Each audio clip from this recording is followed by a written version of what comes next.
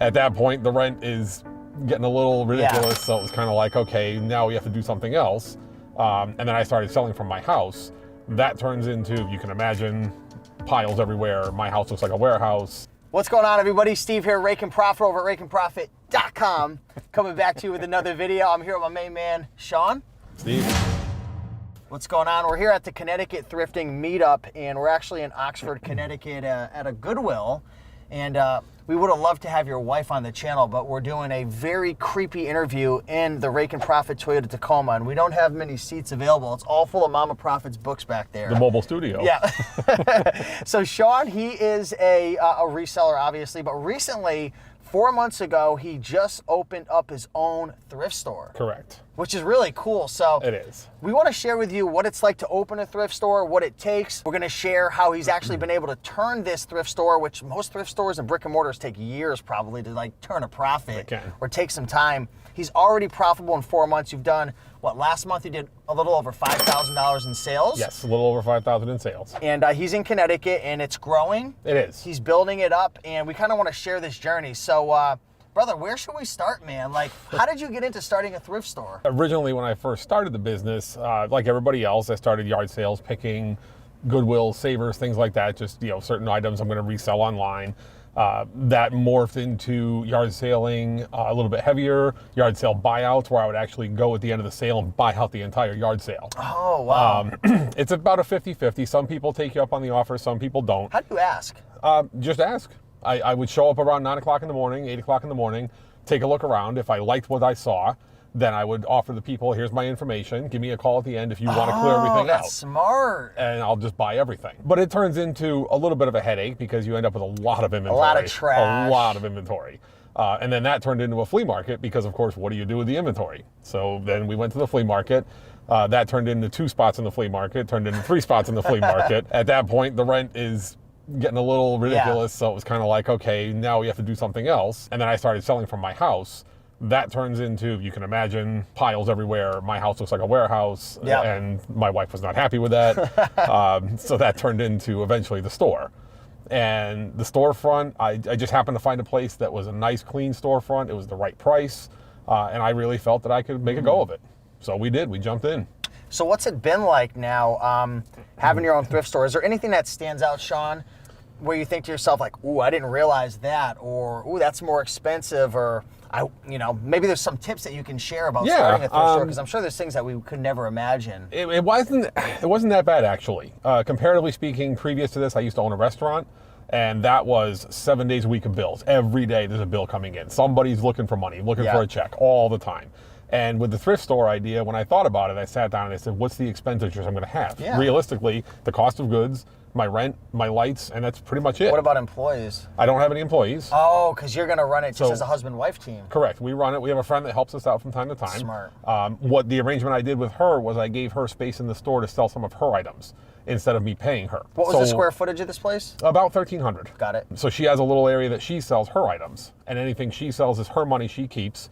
I don't pay her, and then she's able to help me watch the store, so I don't need to be there all the hours. Got it. That's how we set it up. So what are the benefits of having a thrift store or a physical brick and mortar versus selling on eBay or Amazon? Because I could imagine my gut is telling me I could probably get 30, 40, 50% more online versus at a brick and mortar, especially I know where you are in Connecticut. I would assume, but I could be dead wrong. Am I right or wrong? Or? Well, there is advantages to both. Obviously, the advantage of online selling, you can make more money. Your profit margins are definitely increased.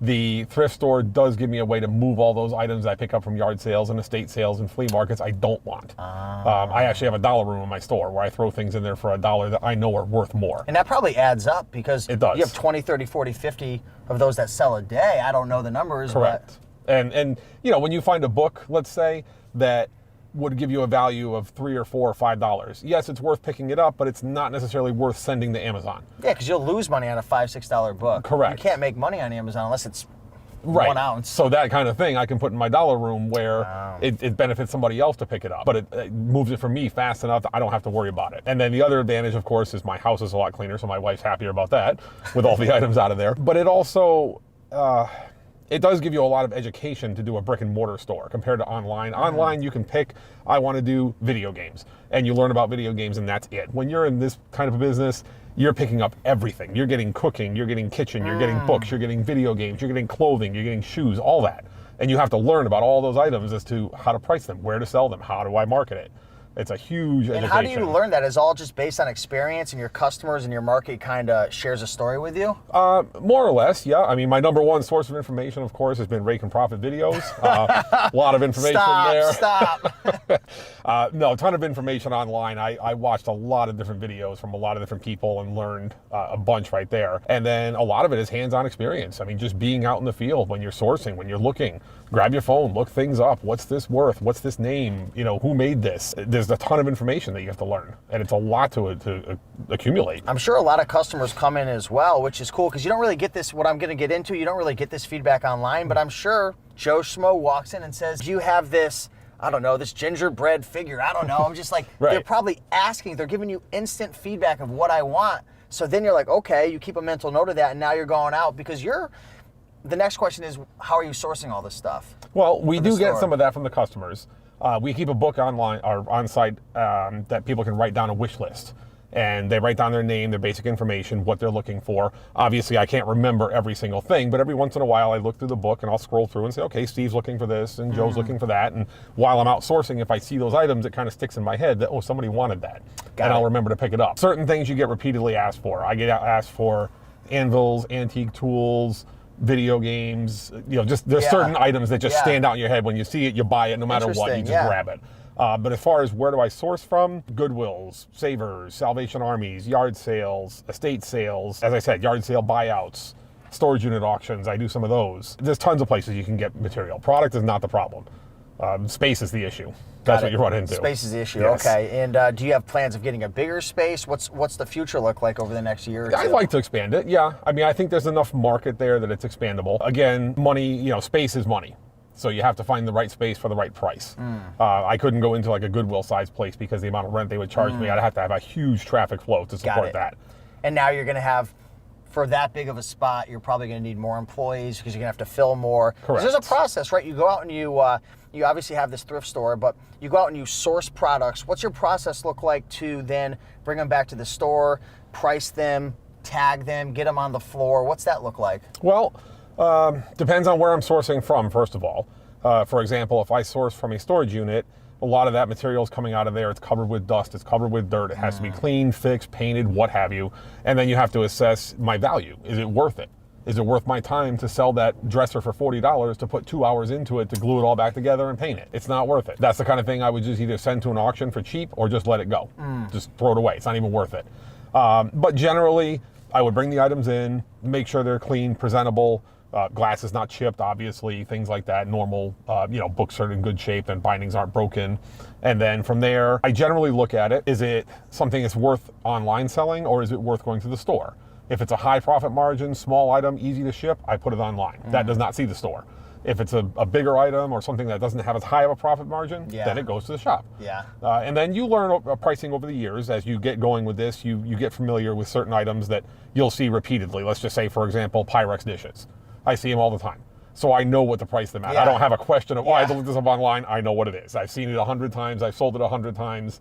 It's a $3 dish or an $8 dish or whatever it is. So you get familiar with that. You learn that over time with experience. That comes to you. And there are certain things, of course, I still see that all the thousands of items I've seen, there's still things I find that I don't know what they are. That happens. But, you know, that's the basic process, is just bring it in.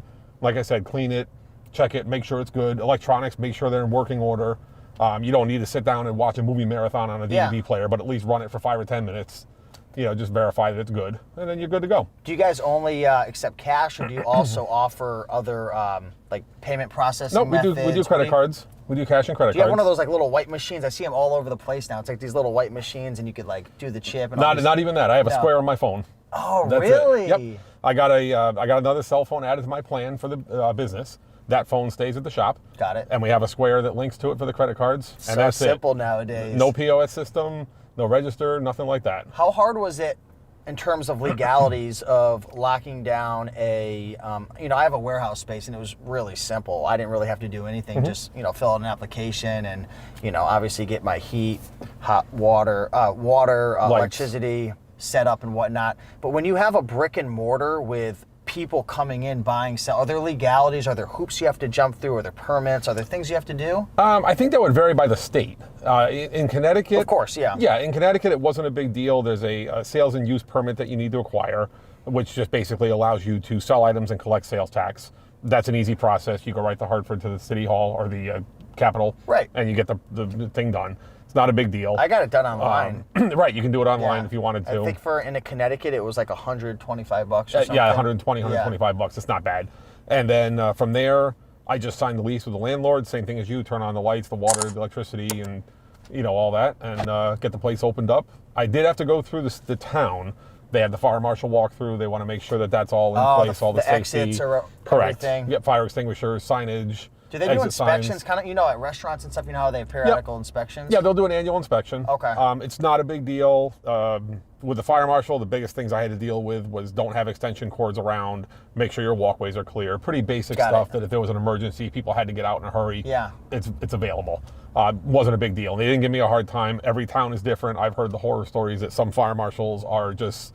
They'll keep you out of business for 6 months if they can, and I've heard stories where the guy walks in and everything's fine and they're out the door in 2 minutes. It really depends on where your location is. What are the, a lot of resellers who go to thrift stores, garage sales, auctions, when you sell on eBay and Amazon, a lot of these margins are up at like 50%, 60, sometimes even a little higher, but usually around like 40 to 60%.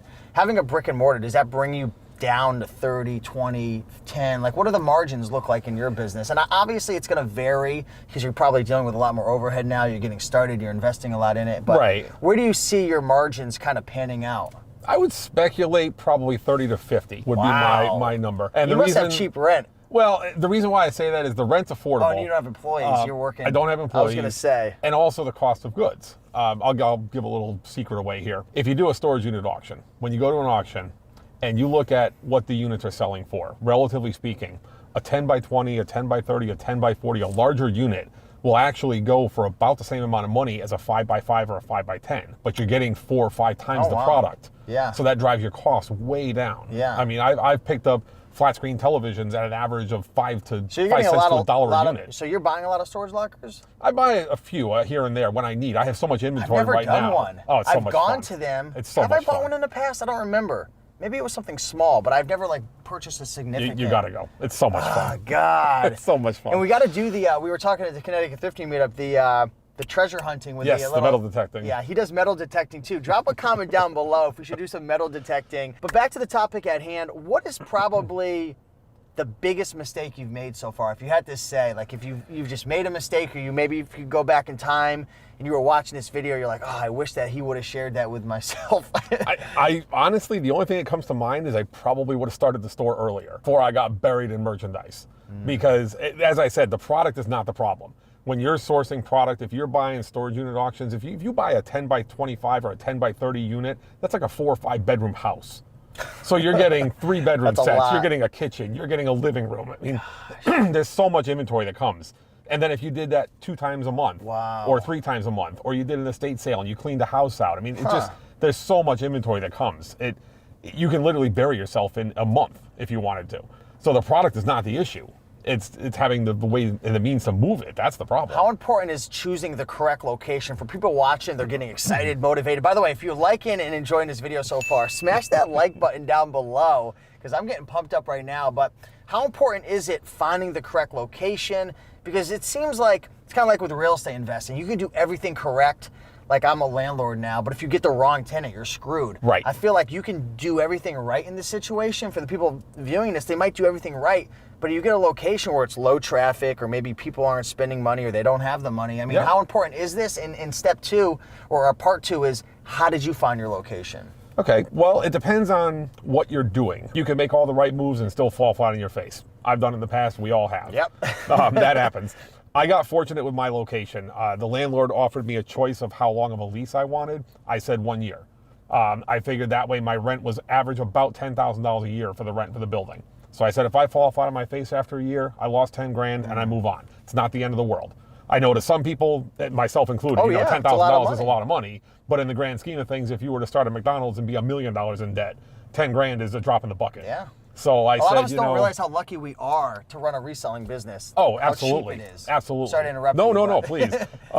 But yeah, it's that was one of the appeals to me was I looked at the numbers, and compared to my restaurant or compared to other business ventures I've done over the years, this was like a minimal investment. And I said, you know what? If I fail, it's not the end of the world. I can clean this up in 6 to 18 months, and I'm back in business. And it's not a big deal. So I just went ahead and jumped into it. As far as the location goes, it was close by my house. It's about a 10 or 12 minute drive from home to get there. It's a decently busy road. It's actually the only road in the town I'm in that I would want to be on. It's just where all the traffic is. And is it near the Goodwill over there, near the casino? We're 5 minutes from the casino. Oh, okay. So if anybody knows where Mohegan Sun is, we're 5 gotta get minutes linked down the up with road. Mohegan somehow. Get some traffic that That'd be way. huge. That'd be huge if I could do that. But it's location, of course, is key. You don't want to be in the backwoods in the middle of nowhere. But anywhere that you have people, anywhere that people are looking to buy goods at an affordable price, your pricing depends. You know, if you're charging top dollar like a high-end antique store, don't expect to do a lot of sales. But if you're giving away things for affordable money that regular everyday folks can pick up, you'll do the business. The numbers are there. So what are you excited about most moving forward in 2020? Right now it's, I think, January 16th, the time of this recording. This might be posted a month down the road. I'm not sure. We got some videos backed up for you guys. But what are you most excited about, Shawn? What are you really looking forward to in terms of running your thrift store? Anything new that you're looking to launch? Anything that you're looking to experiment with or move forward Yeah, with? I mean, it's always dynamic. We're always changing it. We move things around constantly. We bring in new inventory constantly. We're learning and adapting every day with customers coming in. I want this. I'm looking for that. Do you have any of these? You know, you just constantly change your Sounds business fun. structure. It is. It's a challenge, you know, because your business structure is always changing with these customers coming in. They're looking for different things, and you know, you're finding new and innovative ways to display things and get things out there. And how am I going to do this? And I can market this venture over here. I can put this online over there. What I'm looking forward to right now is I want to see what springtime's going to do for me, because we've only been there 4 months. So we've never had the spring coming into the summertime, and I don't know what that's going to do. So I'm looking forward to those numbers to see how. You know, in Connecticut, of course, we have the wintertime weather. It gets cold, it snows, it gets dark early. So I want to see now with the springtime weather coming, with the longer days, what's going to happen? You know, are more people going to be traveling now that they know where I am? Are they going to be bringing relatives from out of town that we got to go check this place out? I don't know, and I'm looking forward to that. You know what I'm curious if it would do well in your store? I know on Amazon it does really well when you do bundles. So, like, for example, like springtime, maybe you could bundle up like a tennis racket with some tennis balls and like, I don't know, a tennis glove. I don't know. I'm not like a huge tennis player, but like finding different things within that seasonality and doing bundles on Amazon, that works extremely well. I'm curious because you could probably get 4 $1 items and lot them up for 10. Oh, sure. In a store it would be 50. Yeah, we do that all the time. We do things like that. Okay. I'll give you an example. I had a picture frame that I had $1 on. I couldn't give it away. Nobody wanted it. Okay. I had some old sheet music for $1 that I couldn't give away. So I took the sheet music with the cover art, stuck it in the picture frame, put $8 on it, and it sells. It sounds like the stupidest thing in the world, but it works. It's creativity, man. Yeah, and it's the same thing. Cheap tools. If you have a bunch of cheap tools laying around, throw them in a toolbox. Make a toolkit. You know, basic toolkit for $10 or $15. You get a hammer, a couple screwdrivers, a wrench, whatever. That's so it works. awesome. It works. It absolutely works. How have you been marketing the business? Final questions right now. Sure. How have you been marketing the business for folks who want to start their own? They're thinking, how am I going to get people? Are you running Facebook ads? Are you putting up posters? Are you dressed up in a mascot on the side of the road? Okay, no. Actually, it was the simplest thing in the world. What I did was when we opened the store up, it was a soft opening. I put an A-frame sign out by the side of the road with a handwritten magic marker sign on it that basically said, we're here and we're open. I love it. And about 2 weeks into it, my wife started putting it on Facebook and Instagram.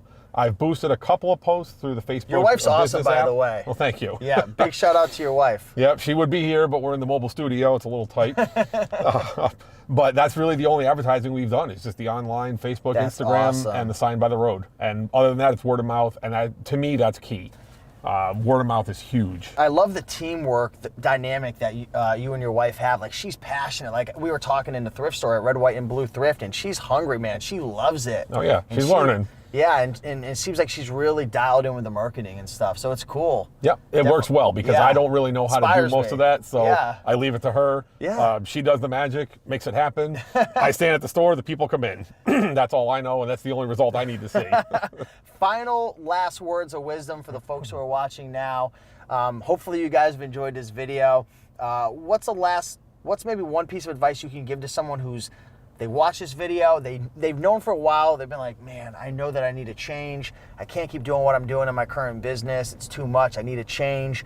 Maybe they've been looking at different business models and they're like, this is something I'm interested in. Yeah. One last piece of advice for them. Best piece of advice I could give you is something I got from one of your videos. I couldn't tell you which one, but just jump in and do it. Get started. I don't care if you list one thing a day, one thing every other day. Just be consistent, get on it, make it happen, and you'll see the results. It takes time, but you got to build something. You can't just sit on the laurels and wait for it. It has to come. You have to make it happen. Hey, brother. How can people, if you don't mind sharing, how would you like to share your store for the folks in Connecticut? Absolutely. Our address is 1048 Route 32 in Uncasville, Connecticut. It's right down the road from Mohegan Sun. What's the name of it? Name of the store is This and That. It's the This and word That. this, the letter N, the word that. And if you go in and use promotion code RAKEIN, 20%. No, I'm just kidding. He's like, damn, I should have never done this video. Really appreciate you guys and appreciate you, man. Thanks for dropping a lot of gold nuggets. No problem. This type of content isn't really on YouTube. And you might not realize it, but there's probably someone out there who this video is probably going to change their life. I hope so, because thank you. I had the same problem when I wanted to start. There is a lot of information that's not out there, and it's tough sometimes. Yeah. You know, it really leaves you kind of in the dark wondering, you know, what do I do? What's the next step? And it's great to get this stuff out here. Jump into it. If you have any questions, leave a comment down below. Maybe once this video goes live, I'll send it over to you. So maybe if there's some questions, we can go in there and help people out. Absolutely. But much love to you guys. Like the video if you enjoyed this video. It helps to get this video out to more people. Leave a comment. Let us know, what are you selling on eBay? Would you ever like to start up your own thrift store? Does that intrigue you? And if you're not a subscriber, subscribe for more content. So with that being said, keep on picking and making that money. We'll see you in the next one. Peace.